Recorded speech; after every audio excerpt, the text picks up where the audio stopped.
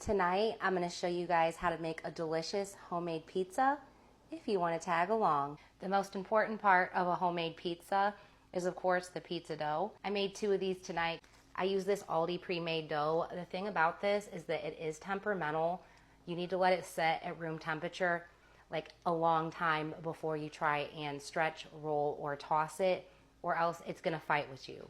I like to pre-bake my pizza crust, so I'm going to throw these in the oven at 350 degrees for about 10 to 15 minutes. I've got that other half of the pack of bacon I saved from yesterday. One of the pizzas is going to be bacon and pepperoni. The other one is going to be cheese. My daughter's friends are staying the night, and cheese pizza is always like the safe go-to when you have picky eaters, so I'm going to do my safe go-to.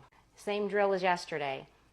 Cold pan, put this on the stove on medium-high heat, and you're going to fry up your bacon. We're going to move on to making our sauce. You're going to take a can of crushed tomatoes. Now, I guess this is a little less homemade, a little bit pre-made homemade, but that's okay. I worked all day. Sometimes you got to do what you got to do to get dinner on the table. Also, if you have the ability to donate to the food pantry, donating crushed tomatoes is awesome. It's so versatile. You can make so many different meals out of it. I do still have to do my food pantry shop for the month, you know, my donations.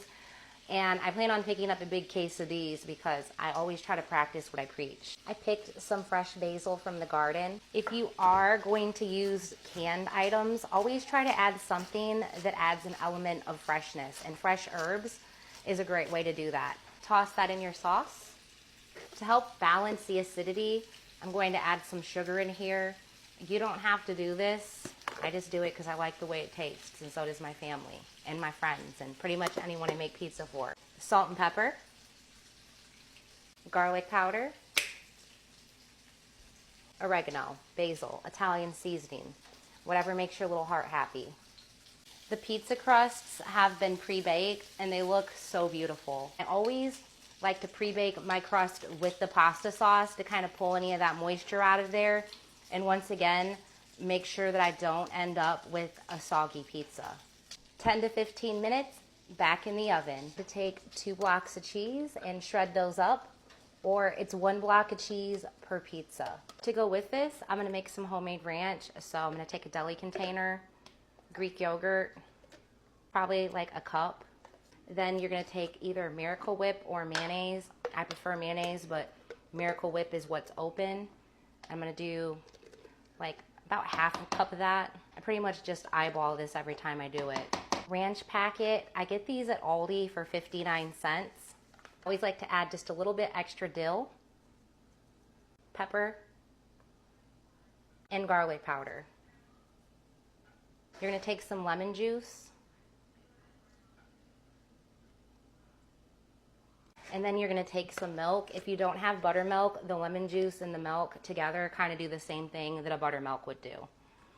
And once again, just kind of eyeball it. It really depends on how like thick or thin you like your ranch. And I know this may look like a lot of ranch, but I have 3 teenage girls in my house, so the more ranch, the merrier. This pizza is going to have cheese, bacon, and pepperoni. The nice thing about making your own pizzas at home is that you can load them up with as much toppings as you want. This other one is going to be just your basic cheese pizza. Then I'm going to put these back in the oven for about another 15 minutes. The pizzas came out the oven and they look absolutely perfect. My pepperoni and bacon pizza, and then my cheese pizza. And just like that, you'll have a delicious and easy homemade pizza, bougie on a budget style. I hope you guys have a great rest of your night. I'm going to turn in early because me and the girls are going to go to the beach tomorrow. Love you guys. Bye.